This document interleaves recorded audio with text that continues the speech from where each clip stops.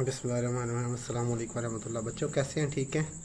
अच्छा, mid term तो तकरीबन कंप्लीट हो गया। उसके बाद हमने जो है वो आपका रिज़ल्ट भी जो है वो कंपाइल कर दिया, सारा कुछ ही जो है वो मैनेज हो गया।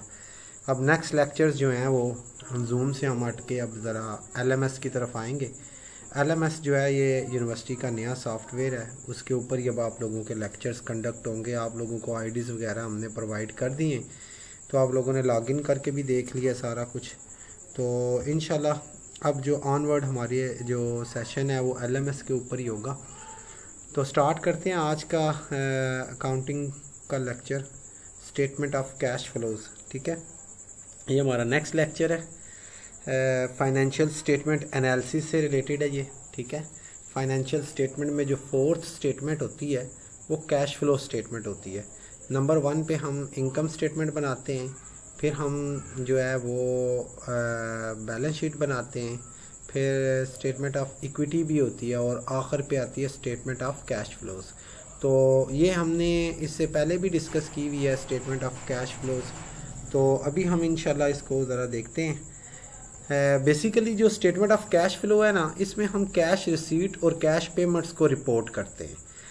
कैश रिसीट्स को हम इनफ्लोज कहते हैं और कैश पेमेंट्स को हम आउटफ्लोज कहते हैं। यानी जो बिज़नेस में कैश आई है वो इनफ्लो, और जो बिज़नेस में से कैश गई है वो आउटफ्लो। ठीक है, ड्यूरिंग ए पीरियड। अच्छा, इससे हमें क्या अंडरस्टैंडिंग होती है, इससे हमें क्या पता चलता है? हम अगर कैश फ्लो स्टेटमेंट को प्रिपेयर करना सीख लें, इसको अंडरस्टैंड करना सीख लें, तो हम 3 बातों के जो है ना वो आंसर दे सकते हैं। यानी 3 क्वेश्चंस ऐसे हैं जिनको हम जो है वो अंडरस्टैंड कर सकते हैं, और उनको हम आसानी से, यानी कि आगे क्या लें कि भी on the basis of cash flow हम ये इंफॉर्मेशन दे सकते हैं। Number 1, how does business obtain its cash, कि बिजनेस अपनी कैश कहाँ से जनरेट करता है। Number 2, where does a business spend its cash, फिर वो उसी कैश को कहाँ कहाँ पे स्पेंड करता है।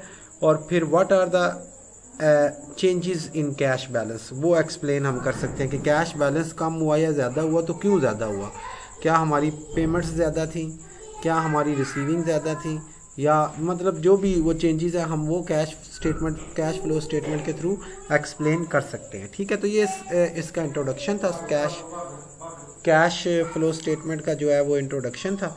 अब ज़रा देखते हैं जी कैश फ्लो स्टेटमेंट में हमने करना क्या है। कैश फ्लो स्टेटमेंट में जो हम एक्टिविटीज़ मेजर करते हैं ना, वो 3 किस्म की होती हैं। ये हमने पढ़ा हुआ इससे पहले भी। Cash flow from operating activities, cash flow from investing activities and cash flow from financing activities. ठीक है, अब इनको ज़रा 1 बाय 1 करके डिस्कस कर लेते हैं।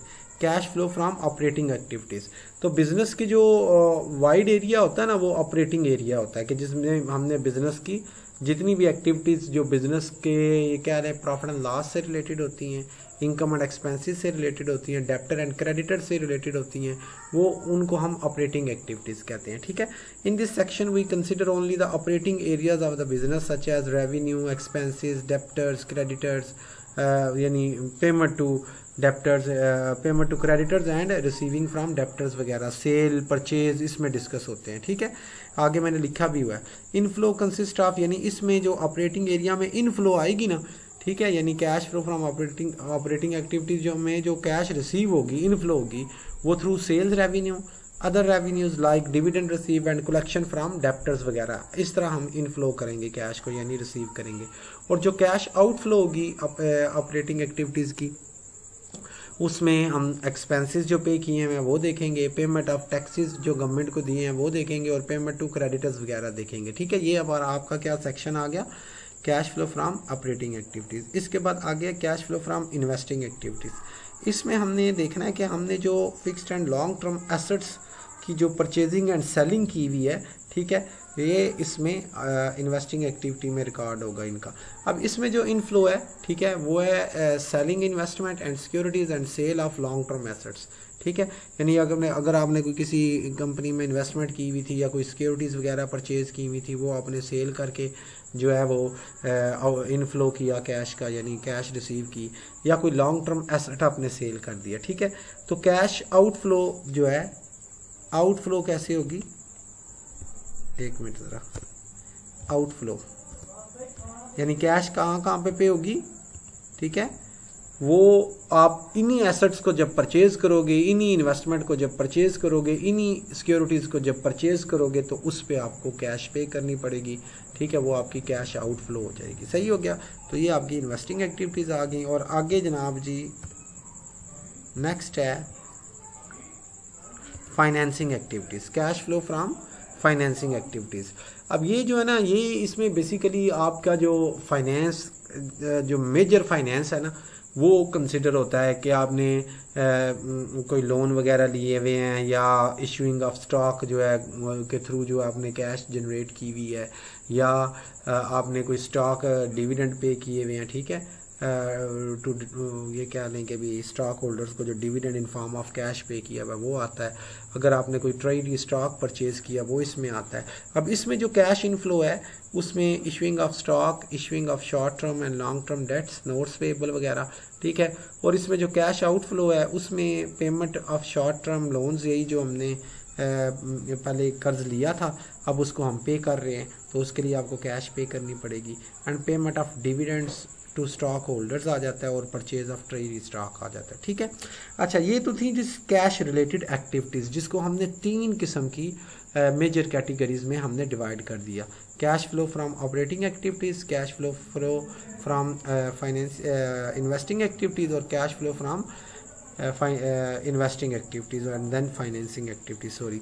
तो ये 3 थे। अच्छा, इसके अलावा भी कुछ चीज़ें ऐसी हैं जो कैश फ्लो स्टेटमेंट में जो है वो कंसिडर नहीं होंगी, ठीक है, उसको हम कहते हैं नॉन कैश एक्टिविटीज़, ठीक है। यानी कि अगर इनमें से कोई चीज़ आपको, ये जो 5 मैं अभी एक्सप्लेन करने लगा हूँ, इनमें से कोई अगर आपको कोई एंट्री दे देता है तो उसका कैश फ्लो स्टेटमेंट के ऊपर कोई भी इफ़ेक्ट नहीं पड़ेगा। इनको हम कैश फ्लो स्टेटमेंट प्रिपेयर करते वक्त इग्नोर कर देंगे। यानी the following are the some non cash activities which do not affect the cash flow statement. मैंने लिख भी दिया कि ये कैश फ्लो स्टेटमेंट को अफेक्ट नहीं करेंगे। नंबर 1, रिटायरिंग ऑफ डेप्ट बाय इशूइंग स्टॉक, यानी अपने कर्ज को पे कर देना कैश की सूरत में नहीं बल्कि स्टॉक इशू करके, ठीक है। Conversion of preferred stock to common stock, यानी एक किस्म के स्टॉक को किसी दूसरे किस्म के स्टॉक से तब्दील कर दिया तो इसमें भी कैश इन्वॉल्व नहीं है।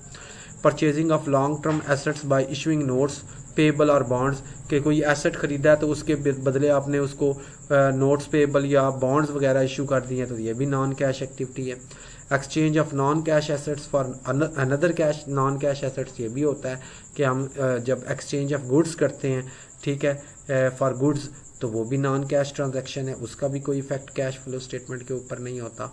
और आखिर पे purchase of non cash assets bye issuing stock, कि अगर आपने कोई नॉन कैश एसेट परचेज किया है और उसके बदले स्टॉक इशू कर दिया, शेयर इशू कर दिए हैं, तो तब भी आपका जो है वो कैश फ्लो के ऊपर इस एंट्री का कोई इफ़ेक्ट नहीं पड़ेगा। तो ये आज का जो टॉपिक था ना, ये आपको मैंने कैश फ्लो स्टेटमेंट के बारे में मेन जो है वो थीम बता दी है कि कैश फ्लो स्टेटमेंट होती क्या है, ठीक है, इसके जो ऑपरेटिंग एरियाज़ हैं वो क्या होते हैं, इसके जो फाइनेंसिंग एरियाज़ हैं वो क्या होते हैं, इसके जो इन्वेस्टिंग एरियाज़ हैं वो क्या होते हैं, और नॉन कैश एक्टिविटीज़ क्या होती हैं, ये सारी मैंने आपको एक्सप्लेन कर दी, ठीक है। तो अभी जो है वो ये जो लेक्चर है ये अब आपको YouTube की शक्ल में मिला करेंगे, उसी स्लैब जो बने हुए हैं वीक वाइज, ठीक है। तो चूँकि कल से वीक स्टार्ट हो रहा है नेक्स्ट, तो वो उस डेट में आपने देख लेना कि कौन सा वीक है, तो उसमें आपको ये लेक्चर मिल जाएंगे, ठीक हो गया। तो वहाँ से आप इसको जो है वो YouTube के उस लिंक पे क्लिक करेंगे तो वो प्ले हो जाया करेगा, ठीक है। तो ये हमारा आज का जो है वो शॉर्ट सा लेक्चर था, ये आपने लाजमी इसको जो है वो सुनना है, ठीक है, ताकि आप लोगों को कैश फ्लो स्टेटमेंट के बारे में पता चल जाए कि ये क्या होती है। इंशाल्लाह नेक्स्ट लेक्चर में हम जो है ना वो इसके मेथड्स देखेंगे। 2 मेथड्स हैं, आपको मैंने इससे पहले भी बताए हुए हैं, direct method and indirect method. Direct method जो है वो इस जो कह लें कि भी बहुत कम हम डिस्कस करेंगे क्योंकि उसको हमने डिटेल के साथ पढ़ा हुआ है। बाकी जो इनडायरेक्ट मेथड है उसके ऊपर ज़्यादा फोकस रहेगा, ठीक है। तो नेक्स्ट लेक्चर में इंशाल्लाह मेथड्स देखेंगे कि कैश फ्लो स्टेटमेंट प्रिपेयर करने के कितने मेथड्स हैं। अल्लाह हाफिज़, ठीक है, जज़ाक।